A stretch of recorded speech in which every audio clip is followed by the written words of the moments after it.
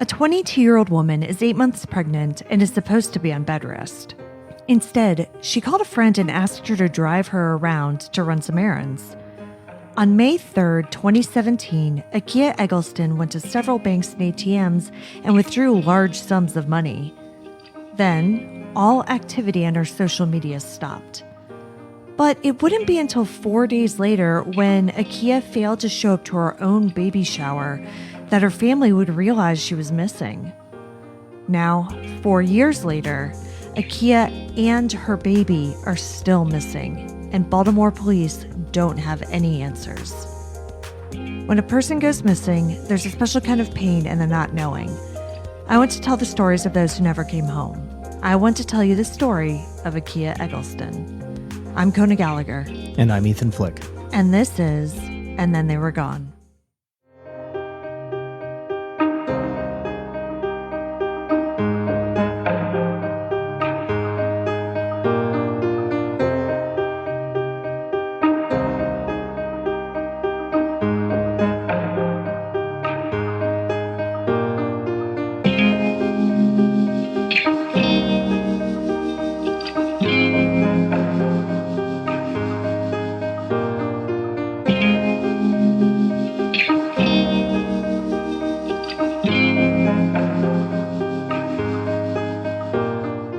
Welcome back, everyone. Welcome. Thank you so much for joining us once again.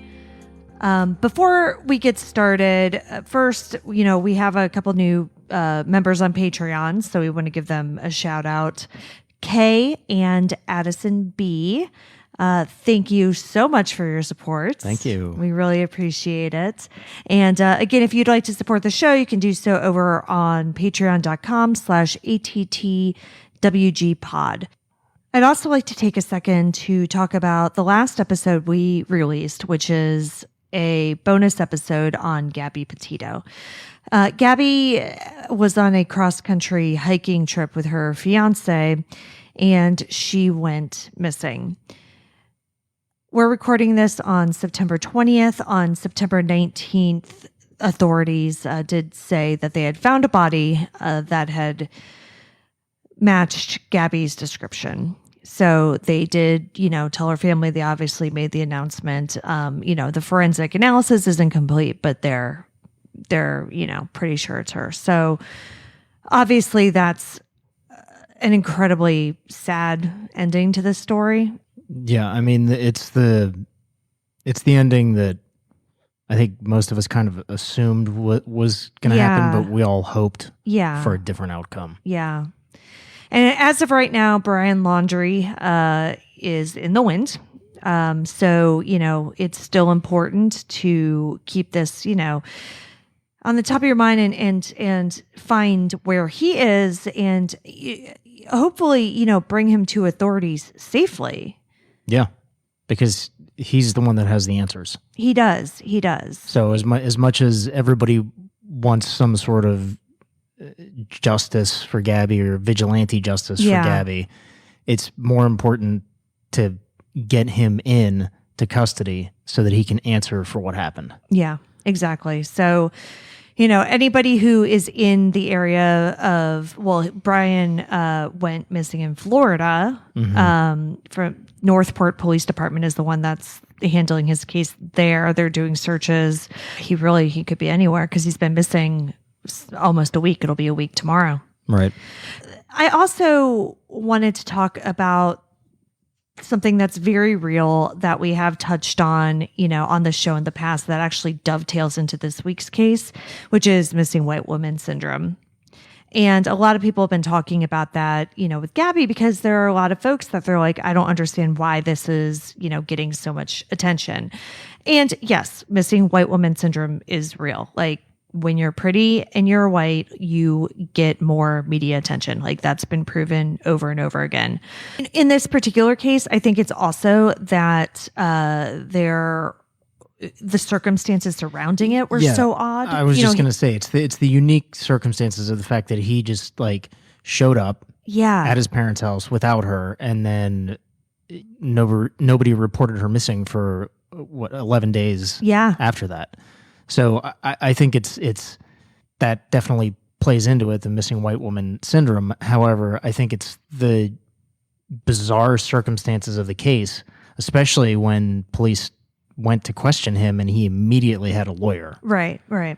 I mean, I think that's more what was captivating about this. Yeah, and it's also important to, yes, realize that not everybody gets equal amounts of coverage, and that's not okay. But that doesn't mean that she didn't deserve coverage, because she was still somebody who was missing, and she had a family who was going out of their mind wondering where she was. So, it's important to cover every case. And the reason why I said that dovetails into this week's episode is because this is the case of a woman who went missing under very weird circumstances, and she was 8 months pregnant, and it didn't get a lot of media attention. And a lot of people think that that's because Akia was a Black woman living in Baltimore, So I really wanted to cover this case, and I actually started writing this before Gabby's story, was happening. And it was actually inspired by another podcast that I've just started listening to. It's called Black Girl Gone. It's a great podcast. Like I said, I just started listening to it, but she covers missing and murdered Black women primarily. So she really does cover a lot of cases that aren't covered very widely. And I do think she also has an Akia Eggleston episode. So yeah, anyway, so that's kind of what inspired this. So let's tell her story. Yeah, let's get into it. Akia Shanta Eggleston was born on September 6th, 1994. She grew up in Maryland and dreamed of being a model and a dancer. Akia was a tiny girl. Now, it's so weird because I read obviously a ton of things about her, and reports vary on her actual height, but they vary between 4'8" and 4'11". Oh, wow. Yeah. So teeny tiny. Yeah. And she was, about 100 pounds or so. So just a tiny person. So Simone Biles size. Yeah, exactly. And, so I don't know a whole lot about her family life, just that she does have siblings. Her mother remarried when she was 5 to a man named Sean Wilkinson, and Sean raised Akia from that point. He, is her stepfather, but he's her dad. In 2012, when Akia was just 17 years old, her mother passed away from breast cancer. Oh, no. Yeah. So, at the end of high school, it was obviously a devastating blow for her, but she buckled down and she finished high school. She graduated, and her dad, Sean, talked about that, how she was at such a transitional period in her life already, with getting ready to finish high school, and then to have this happen was incredibly, incredibly difficult. But she persevered and she got through as best as she could. After high school, she worked in retail. I couldn't get a whole lot of details about, what Akia did. But when she was about 20, she actually gave birth to her first daughter, Emery. Now, love that name. I know. Yeah. Isn't that nice? Yeah. I like that too. She and Emery's father didn't stay together, but they were both, involved in her life. They were co-parenting. Akia ended up moving to the Cherry Hill neighborhood of Baltimore, but, remained close with her stepfather, who was in Gaithersburg, Maryland, as well as her aunt and her grandmother, who also lived nearby. You know Maryland better than I do. How far is Gaithersburg from Baltimore? Probably an hour, maybe. Okay, that's what I was kind of thinking. I wasn't sure. Yeah, it's pretty far away. Yeah. So I think that makes sense. So they're close enough that they're still able to function as a support system for her, but not necessarily somebody that you'd see every day. Yeah, I was just going to say not necessarily a support system on a daily basis. Right. And I do believe she also had siblings still in the area. So her family still lived in Maryland, they were around. But again, her moving to that Cherry Hill neighborhood, it sounds did put, a bit more physical distance between all of them. And I know you brought up the stepfather, but what happened with her biological father? Do we know anything about him? No. Okay. He's never come up in this, so I don't know if he was part of her life at all, but she considered Sean to be her dad, basically. Okay. Though Akia had people she could turn to, she also kept a lot of her life private. In late 2016, she became pregnant with her second child, but she didn't tell anyone in her family who the father was. Akia's grandfather, Eric Wilson, told Crime Watch Daily, quote, "She never discussed with us who the baby's father was. I didn't ask," end quote. While she was close with her family, she was living her own life, as a 22-year-old mother. She had this townhome in Baltimore that she shared with the roommate, and the roommate also had a small child. So when Akia would have Emery over, there was this other little kid there to play with. So it seems like a pretty good setup. Yeah, sounds ideal. Yeah. And I don't know the exact custody details, who had Emery what percentage of the time, but it sounds like they split custody. And I do know that Akia's family would help watch Emery too sometimes. So it just seems like they kind of made it work, however they needed to make it work, Mm-hmm. As Akia's due date grew nearer, her health problems grew. Her baby was breached and honestly half her size already. I mean, she pictures of her shortly before she went missing, her belly is her entire body. Yeah, well, right, because when you're that small. Yeah, that baby did not have anywhere to go. So the baby was breached, and she and her doctor had already scheduled a C-section for the end of May. Akia's doctor had also put her on bed rest, but according to her family, she wasn't very good at listening and staying off of her feet. Maybe it's because she was 4'8" or whatever, but Akia was a spitfire and just full of energy and couldn't stay still. She was also very social and took it upon herself to plan her own baby shower. She knew what she wanted, and so she was I'm just going to get this done. Go for it, Yeah. She had relatives and friends, helping out, setting up and, stuff like that. But she's the one who took the initiative and booked the venue and even put down a $900 deposit. Wow. Yeah. The baby shower was also going to be a gender reveal. So she was going big. All out. Oh, yeah, absolutely. Akia had been in regular contact with her friends and family who were helping her put on this baby shower, and she was a big social media user. Her Facebook page is still up, and a lot of her posts are public, and she was usually posting daily and sometimes multiple times a day. And I can only imagine that as she became more pregnant and just simply walking became difficult for her, that she probably spent a lot of time scrolling through social media. Yeah. Well, yeah. I mean, if she was ordered on bed rest, she's probably bored out of her skull. Yeah. And her friend was saying she really was she could barely walk at that point. Because she was ostensibly on bed rest, I don't believe she was working at this time, toward the end of her pregnancy. Yeah. I'm not sure where her income was coming from, though. I've read that she had worked in retail, like I mentioned, but I don't know, when she had to stop doing that because of the pregnancy.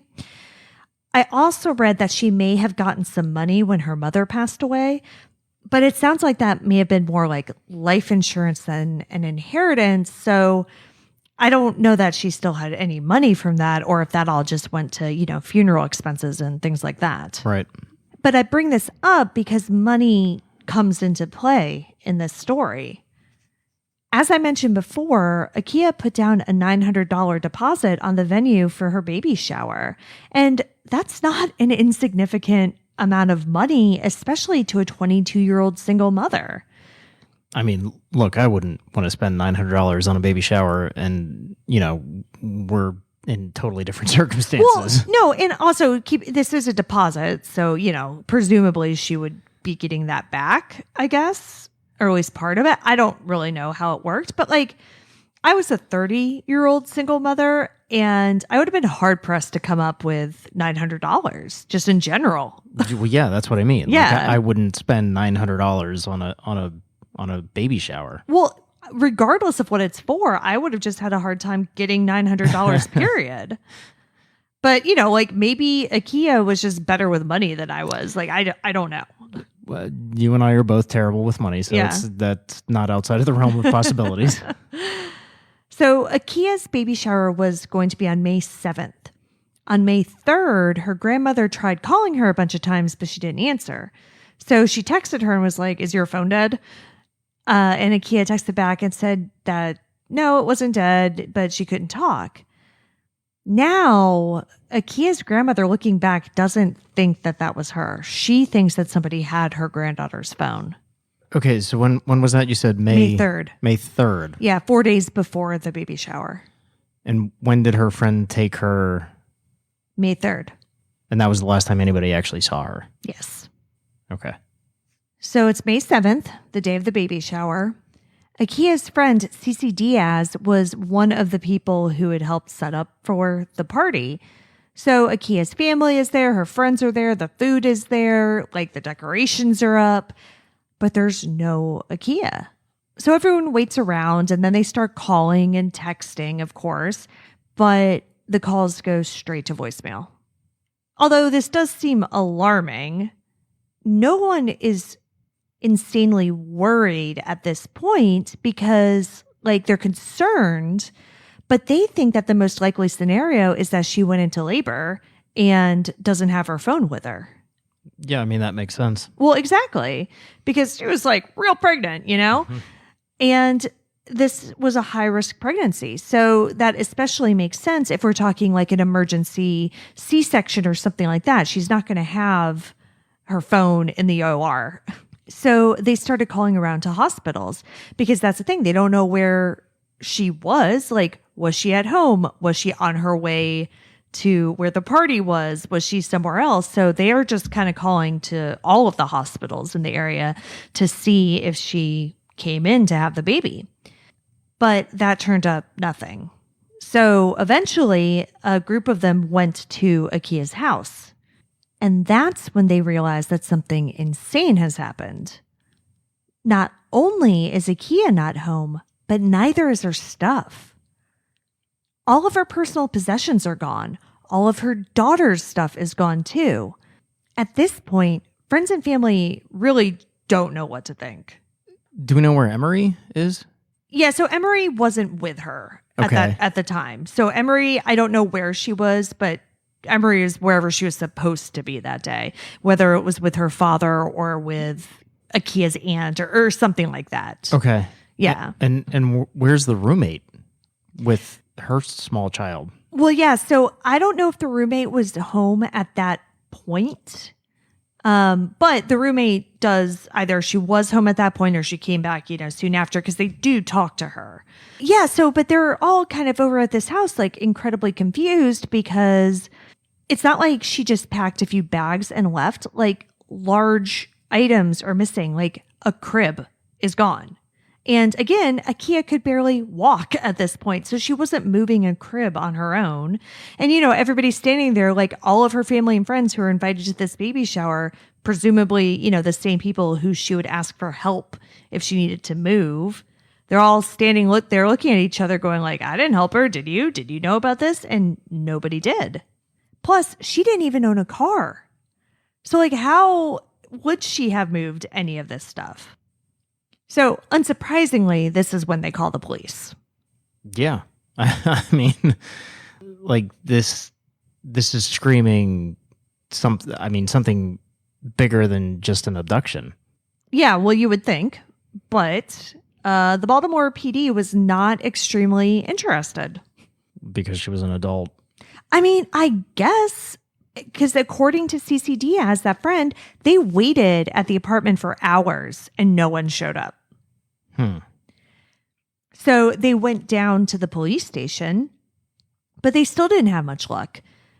Cece told reporter Claudia Rivero that police said, quote, "Maybe she's depressed. Maybe she just ran away," end quote. Yes, a bedridden 8.5-month pregnant woman with no car and a big planned party. That always happens. It's that old story of you plan a big party, you put down a $900 deposit, you don't own a car, you're on bed rest, and you pick that time to just start a new life. We've all heard that one. But what I don't understand, again, she's clearly in a medically fragile situation. And typically that's what does get police to actually pay attention. Right. Yeah. Sarcasm aside, she's medically endangered. Yeah. That should elevate her to critical missing because of her health concerns. So when the police are like, maybe she ran away, Cece is like, okay, well, this is extremely stupid. And, she went on to tell that reporter, quote, "We know her condition and that girl could barely walk," end quote. But the point is, despite Akia's fragile medical condition, BPD did not initially take this case seriously. And unfortunately, I don't know how much time was lost with all of this nonsense, but eventually they finally did get on the case for real. So at some point, and again, I've never been able to find a solid timeline of when the investigation actually started. Mm-hmm. But when it did, they, did their own search of the apartments and started interviewing people. And of course, one of the first people that they talked to was the roommate. I would hope so. Right? And so they're like, hey, what's up with all this emptiness? What's going on? And the roommate said, oh yeah, she was moving out. According to detectives, the roommate showed them several text messages between her and Akia that talked about how Akia was going to move out and live with her baby's father. She was supposed to be gone by May 10th. And do we know when this text message exchange occurred? No, that has not been public. And what's really frustrating is they haven't made anything else about this public, meaning we don't know if the baby's father ever came over to the apartment, if the roommate had met him before. We don't know if he ever helped Akia move, some of those belongings out, or if the roommate was even home when any of that happened, if she even saw any of the stuff being moved. We just don't know. For all we know, she just came home one day and all of Akia's things were gone. No idea. Yeah. Because I'd be curious as to when those text messages... Yeah, if they started on May 3rd. On the 3rd, right. Yeah, exactly. And I don't know. Again, I'm assuming the police know the answers to all of this. I'm hoping, but I don't know. Once they start investigating this as an actual missing persons case, the police start to put together a timeline. Akia stopped posting on her Facebook page on April 28th. Her grandmother said she was texting with her on May 3rd, but again, she's not convinced that was actually her. But police eventually find proof that Akia was alive and well on May 3rd.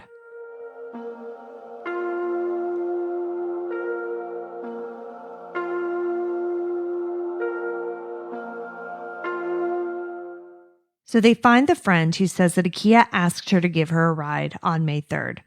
This person took Akia to a Royal Farms, which is a gas station, to use an ATM, and a BB&T bank to cash a cashier's check. Akia also allegedly went to other banks to pick up different checks. All that has been said of these checks is that they were coming from different people in different places. Don't know anything more. I just know that the BB&T one was for, I believe, $572. So she's collecting relatively large sums of money, right, cashing shit in to what? Well, to what end? Are we thinking that this is real, that she could have picked up? Well, at this point, they don't know what to think. And it does kind of fit with okay, if you're planning on moving, maybe you're kind of gathering money together for that. Sure. For rent, for security deposit, for whatever. Yeah. They don't know what to think. But they do find out that the friend drove Akia home around 2 or 3 that afternoon. And that is the last time anybody says that they saw her. Police were able to corroborate this story via security footage from that BB&T branch. In it, Akia is seen with a bright green top and yoga pants. Like, she's not acting under duress or concerned or, anything. It's just a completely normal trip to the bank. But this footage is the last known sighting of Akia Eggleston. Police also tried to pull surveillance footage from her apartment, but surprise, surprise, the camera was broken. Oh, I mean, it is Baltimore. Yeah. They also pulled MTA footage to see if she had gotten on any buses, but the bank footage is the only footage that they were ever able to find. Now, obviously, the next person police want to talk to is the father of Akia's child. Yeah. Yeah. Problem was, no one knew who he was. So I don't actually know how long it took them to get that information. I do hope it was soon, though, because according to Cece Diaz, that friend I mentioned earlier, she was the only one who knew his identity. And it sounds like she was among the people who originally went to police. So I'm hoping that was one of the first things that she told them. One would hope. Right. Now, police have never publicly named this man, nor have they publicly named him as a suspect or even a person of interest. But Cece has named him, and so has Akia's dad, Sean. According to Cece, this man is her cousin, Andre Michael Robinson. But I'm not sure if he and Akia met through Cece, because in addition to being Cece's cousin, he was Sean's, Akia's stepfather's, childhood friend. Oh, okay. So older. So he old, yeah. Okay. Red flag number 1. Yeah. Red flag number 2. Dude never came forward to be like, oh my God, this woman who I'm having a baby with is missing. What can I do to help? Now, one of our most common refrains on this show is that you don't know how you're going to act in a situation like this, but you have to at least acknowledge the situation. This isn't okay. I mean, that's your baby out there somewhere. Yeah. There are a lot more red flags. I'm going to stop numbering them because, my major was made up by JMU, so I can't count that high. But here's some more info on this guy. He had other children with at least one other woman. I've read conflicting accounts as to whether or not they were together at this time. But either way, this lady and Akia knew each other, and they were not fans. According to Cece, this woman had been sending Akia harassing text messages prior to her disappearance. In addition, Robinson never reached out to his old friend Sean or helped with any of the searches. So did the police question her? Yes, eventually. Okay. At some point, I don't know exactly when, but yes, both of them have been questioned by police. Now, anytime Sean is interviewed, he, of course, is asked if he's reached out to Robinson, but he says that police have advised him not to. So to this day, 4 years after Akia's disappearance, I'm not sure that the two have spoken because Robinson certainly didn't reach out to Sean. Yeah, and the reason why the police would say that is because they would basically want to catch him in a lie. Right. And they wouldn't want her father giving him information that is privy to the case that, the general public wouldn't know about. Yeah, exactly. I mean, it's clearly they don't want Sean to accidentally compromise the investigation. Right. And I get that. And I think he gets that too, Yeah. So like I said, police did question Andre and his current/ex-girlfriend, but while they weren't officially cleared, neither were they named as suspects. I mean, that's bizarre to me. They're the only ones that have motive. Right. A lot of motive, it would seem, Yeah. But then 6 months after her disappearance, something else strange happened. In October of 2017, family and friends held a vigil for Akia and her baby outside of her apartment. Afterwards, as they were cleaning up, they found something in the bushes. Akia's bank card. Now, this is 6 months later. Family has looked around. Police have done searches. but no one has ever seen this bank card. And it's described in the article I read as having been in the bushes. But like these people were cleaning up after a prayer vigil, so I don't think they were going that hard in the bushes. Like I don't think they were digging around, you know what I mean? Right.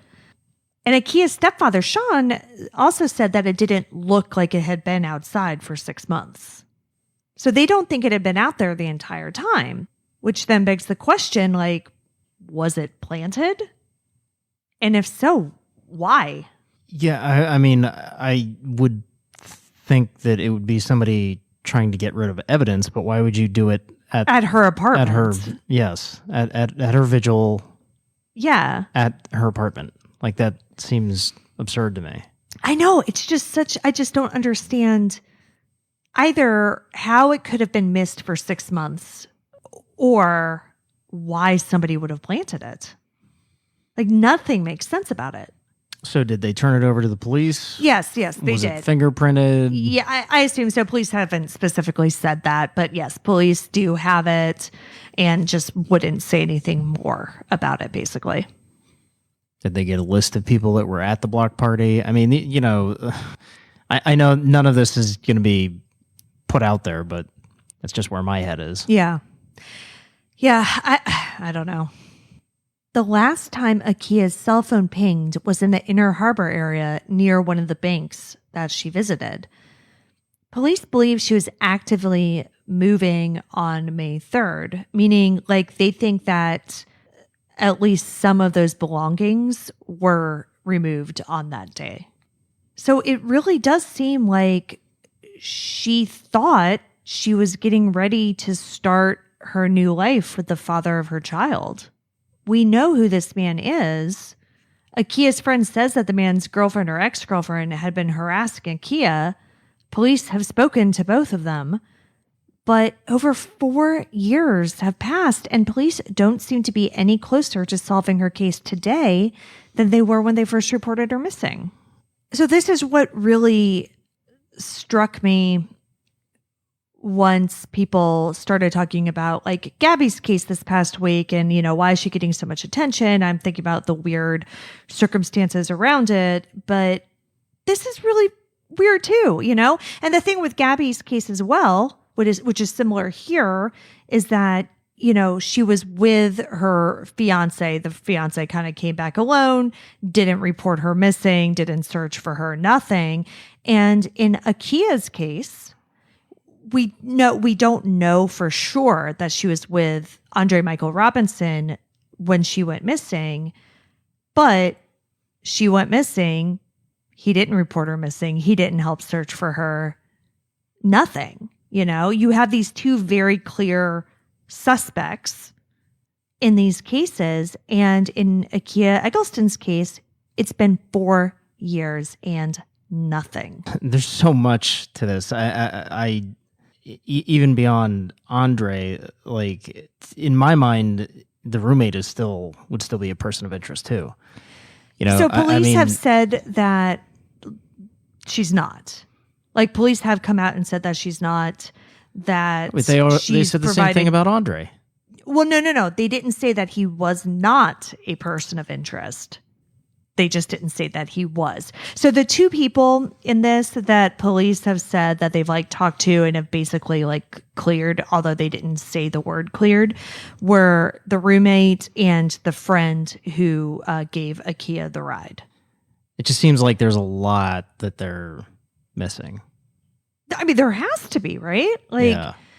How does an 8.5-month pregnant woman with a bunch of cash, just disappear?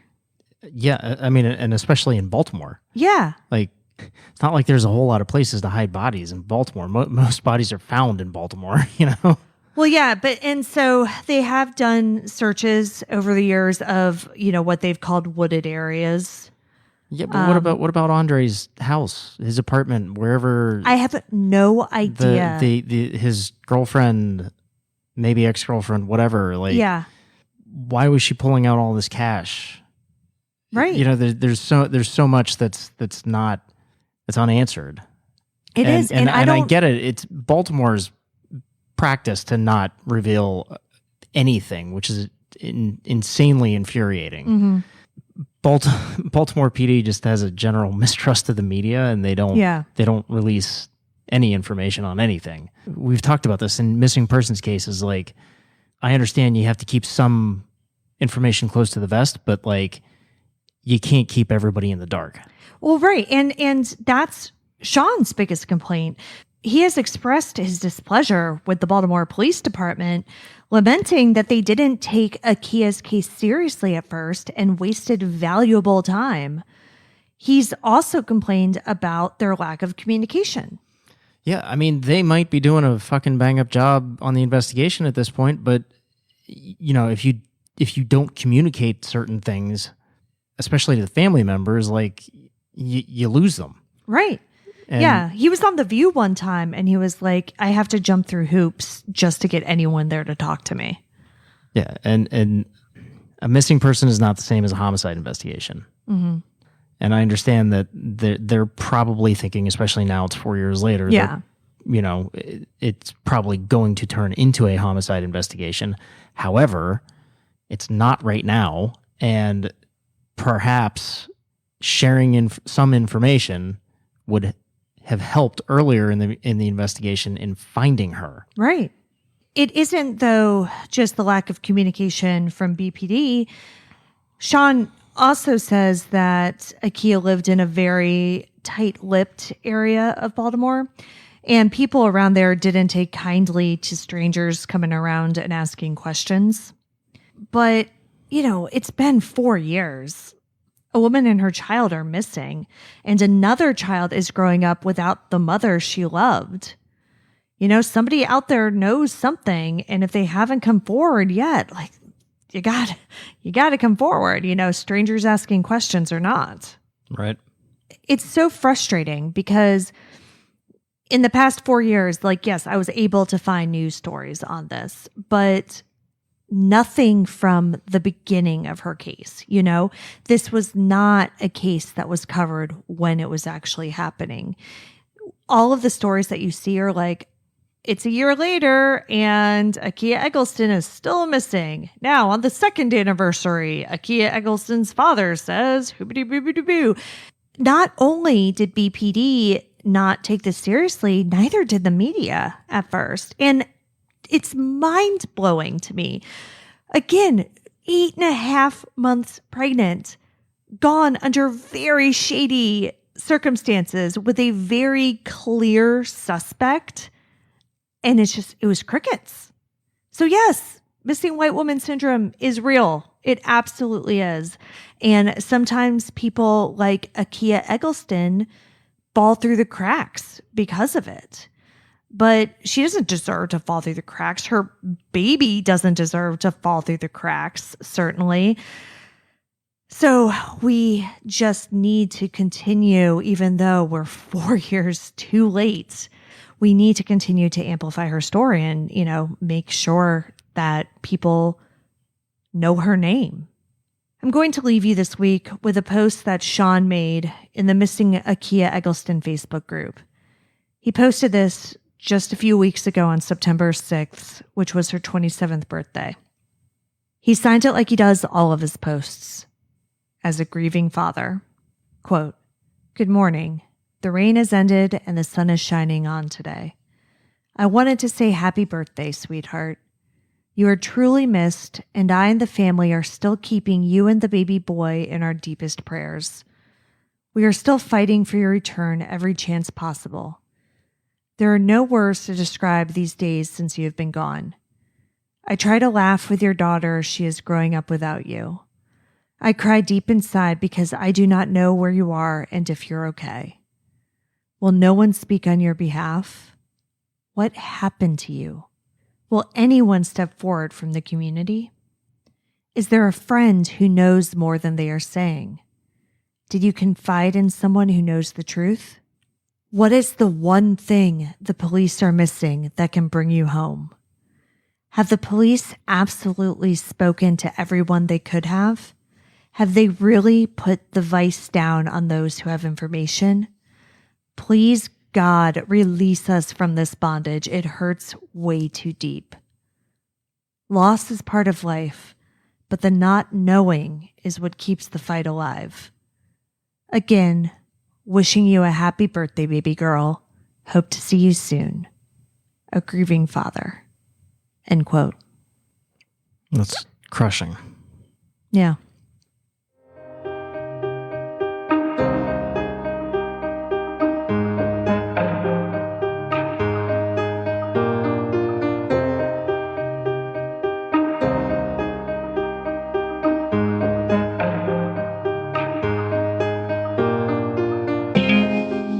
Akia Eggleston has been missing since May 3rd, 2017. She was between 4'8" and 4'11" and was wearing a green t-shirt and black yoga pants at the time of her disappearance. Akia has a tattoo of 2 cherries on her left shoulder and a tattoo of the name Emery on her right bicep. She was 8 months pregnant. Akia was 22 years old when she disappeared. She would be 27 today. Her baby would be 4. There's a $25,000 reward for information about her case. So if you do have any information on Akia's disappearance, please contact Maryland Crime Stoppers at 1-866-7-LOCK-UP. You can also contact the FBI's Baltimore Field Office at 410-265-8080 or the Baltimore City Police Department at 410-396-2499. You can see all the sources for this episode along with photos and videos at our website, andthentheyweregone.com. And be sure to follow us on social, And Then They Were Gone Pod on Facebook and at ATTWG Pod on Instagram and Twitter. If you like what we're doing, please subscribe and consider leaving a 5-star review on Apple Podcasts. It will help new listeners find us. And the more people that listen, the more chances we have of bringing someone home. And we'll see you here next week for a brand new episode. See you next week. And Then They Were Gone is hosted by Kona Gallagher and Ethan Flick. All research, writing, and editing is done by Kona Gallagher. Theme music is The Stork by Ketsa. Additional music is provided by Kai Engel. And Then They Were Gone is a Little Monster production.